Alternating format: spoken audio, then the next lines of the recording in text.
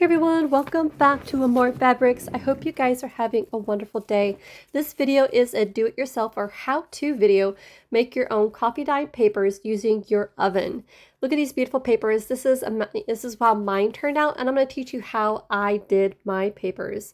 These are just really cute ways to add some beautiful papers to your journals or your paper craft project.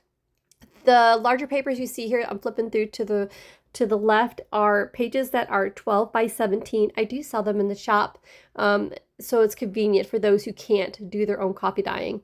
Those links are down below. The papers to the right are 8 by 12s. I also sell those in the shop as well. But I'm going to teach you a method today to where you can bake using these larger sheets of paper and smaller sheets of paper, and the convenient way of doing them in mass making, and to where you can get a lot done within 2 minutes. This is a 2-minute baking method. I want to make sure this process is fast. Note, to prep to get this process started is going to take longer than 2 minutes. It's going to take 2 minutes to bake them. So be prepared to make sure the ways to prep for this 2-minute baking method. I'm going to show you the items you're going to need to do so. So make sure you have time to do that, so you can be ready to make these papers within the 2-minute baking time method.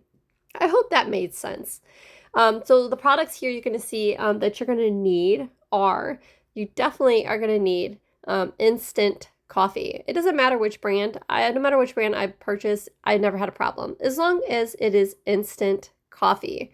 That is the key to making these papers. You're going to need a spray bottle. I use a 32-ounce spray bottle for the color that I need. You're going to need a funnel. That is key. Got to have a funnel, especially when you're going to add this instant coffee into that spray bottle. Otherwise, if you don't, this coffee is going to be everywhere. And the last thing you want is instant coffee all over your counter and everything. So take your time and add this to your funnel. And I'm going to show you how I did it. Here at the end, you're going to have to tap it to get into the bottle sometimes. So it's fun. I enjoy doing this. All right, so the next step is, so you can see here, that's how much coffee is going to be in the bottle. The rest is going to be water. The water, I like to use hot water. Think, if you're making coffee and you want those granules to dissolve fast, you're going to want to use hot water. So that's how I use mine. So I get the water ready, nice and hot. I take my time to make sure the temp is where I want it. Otherwise, it's going to take longer for those granules to dissolve. So, all right, so I have the water into the funnel. I just keep the funnel in there. At least it guarantees water's getting into that bottle. And I put, you can see here, I made sure I made the drip to be slow. I'm going to zoom in here in a minute to show you. The reason why I suggest doing that is just like anything. If you have that drip going fast, or the faucet going fast, it's going to create a froth at the top and it's going to overflow fast. So we're going to do this like as if we are actually doing our own coffee in the pot. There's a reason why the coffee pots, they drip slow, because otherwise you're going to froth everywhere. So we don't want froth. So I'm going to slowly shake this every once in a while. Here, I'm going to zoom in and show you here a little bit. You can see how I have very low froth. I just don't want that to overflow. I want to make sure I have enough liquid in here and not froth. All right, so I'm taking my time to show you this because this is a very important part. The last thing you want is a mess all over, and you're trying to deal with trying to get that froth, because that froth takes time to go down. And if you're in a process where you just want to get these papers done fast, which I'm a person who likes to get things done fast, sometimes you have to prep and do it right. So here we are. See the water? Make sure the water is up to the level to just about an inch or two from the top, because you need some room to be able to shake the bottle slightly, so then you can get make sure those granules are pretty much dissolved. All right, I got the top on. Make sure that top is tight and the nozzle is open. Do a test spray. Key, this is important. Do a test spray into the sink so you know that you like the spray, how the spray is. Otherwise, if you don't, I've had times where I didn't adjust the nozzle and it came out so freaking fast. It sprayed everywhere. It was like on that, I don't know what that setting is, but it was like, it's almost like I was shooting someone with coffee. Note to self, I'm teaching you guys what not to do. All right, as you can see, I'm just going to rinse that sink. Last thing you want to do is coffee stains all over your sink. All right, you can see here, it'll be a little messy. You have to wipe it down. But make sure that nozzle is ready to go before you do very first spray. See if as I'm tipping this bottle, and I'm not really shaking that hard, just fairly soft back and forth. See here, there's some granules still need to dissolve. Usually when I prep my coffee in my bottle, I do it the day before. I actually like this to sit in that bottle an entire day. It makes my papers a little bit darker than you're going to see today. I'm going to show you what it's like to do this coffee dyeing when you just do your first time prepping and your first time in the bottle within the first 20 minutes. You're going to find that the tone on the paper is going to be a little bit lighter. All right, so I'm going to put that aside, clean up my spot here, and get the sink ready for the other side. All right, so as far as prepping, you're going to definitely need dish soap. And instead of filling the sink up, I use a container because you're going to be rinsing off your wash rag often. And that water you're going to be rinsing off often. And it's easier to empty out that tub in your sink than it is to redo an entire full sink of water. Energy efficient, make sure it's conserving water, not using more water than you really need. I guess simplicity is how I am. Because you're going to be emptying out often, because you're going to be rinsing that rag often, because this rag is going to be used to wipe down counters, the stove, and all that stuff. All right, on over to the stove.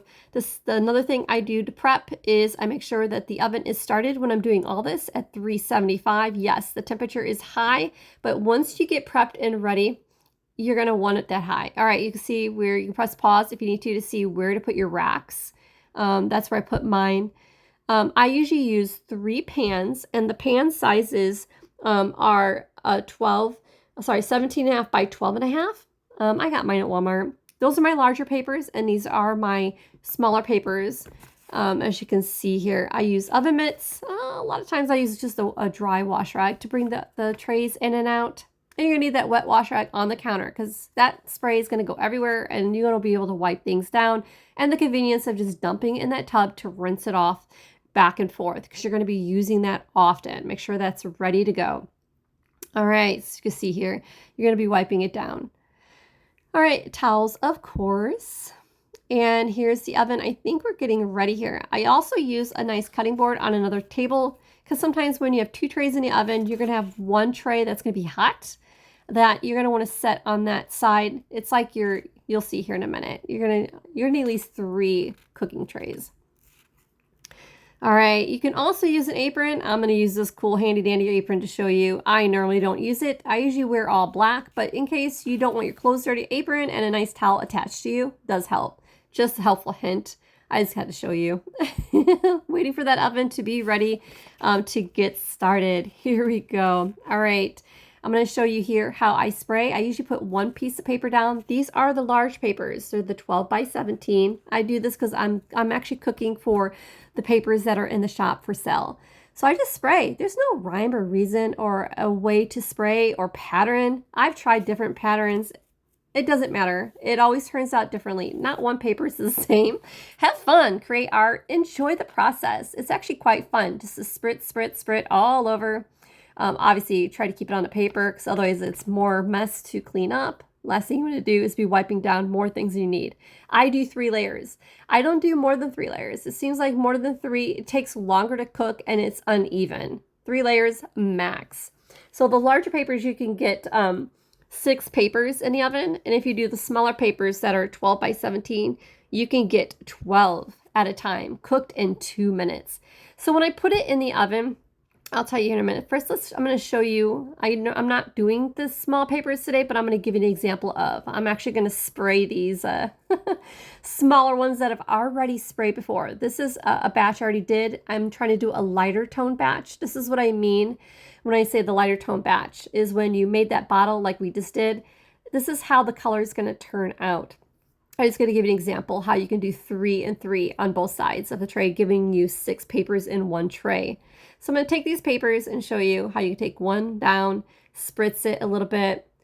This is going to be fun because I'm going to do spraying twice on this, and you can kind of see how you can actually spray again and do another process on the papers you already sprayed, and it gives you a darker, deeper colors as well. All right, so 3 layers. Look how pretty that one turned out, but we're going to spray it some more. Why not, right?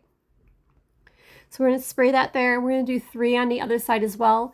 You can do 2 pages side by side and spray. I'm just trying to give you an example to show you how you can do it. But you can double your time faster by just putting them side by side and then spraying. All right, we're going to spray this here and then we're going to put it into the oven. Once it's in the oven, literally it is under a minute before you take it out, and you're going to turn it and you're going to put it in for another minute. That is what I mean by 2-minute cooking process time. Now you need to stay by your oven. I am warning you, this process is going to happen fast. You're going to stay by your oven, because every 30 seconds, or sorry, every 60 seconds, you're going to want to go back there, open it up, and do it again. So make sure everything's ready, your prepping's ready when you're going to actually start cooking.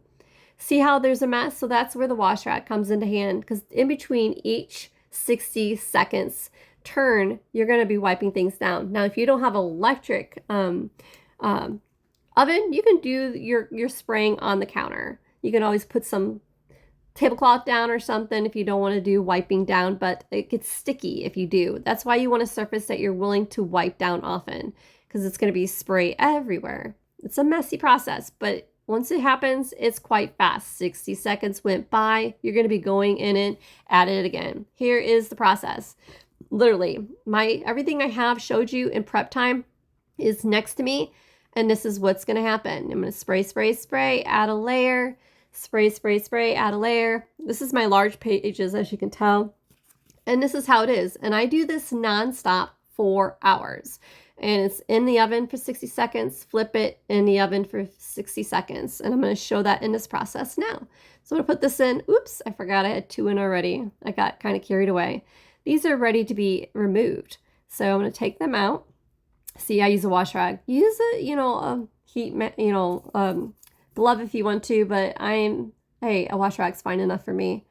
As you can see, I wear black, so I don't worry about the coffee getting on me. All right, those papers are done. I'm going to show you how they look at the end of the video, so stay tuned for that. All right, so that's where the cutting board comes in handy. Put that over there. Take those papers. You're going to flip from the bottom, turn from the middle, turn from the top. Put it back in the oven for another 60 seconds, hence 2-minute coffee dyeing. Literally, it is fast going. See? All right, here's the sink. You're going to see that is so dirty. And that happens between 2 or 3 applications, sometimes 4 in the oven.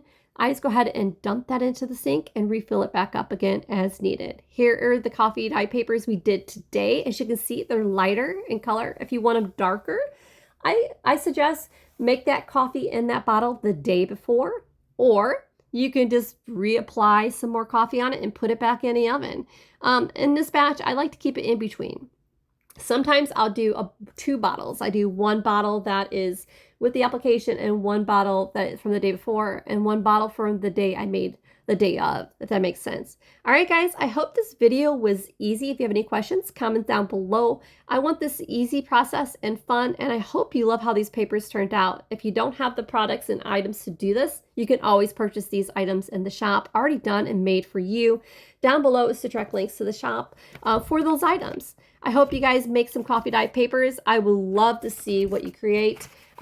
Feel free to join the Facebook group down below and post what you have made. I would love to see how you guys made these items turn out. Again, make sure you're next to that oven. Be clear to be cautious and make sure you have the proper tools you need to do this. Again, here, I wanted to show you guys what it looks like if you had the coffee that was the day before, meaning you made the coffee the day before. Look how much darker. Cool, right? I had to show you this. I had to throw this clip in this video for you guys. See how if you want those darker colors. But sometimes you may want the lighter colors. All right, guys, enjoy the video. Happy crafting.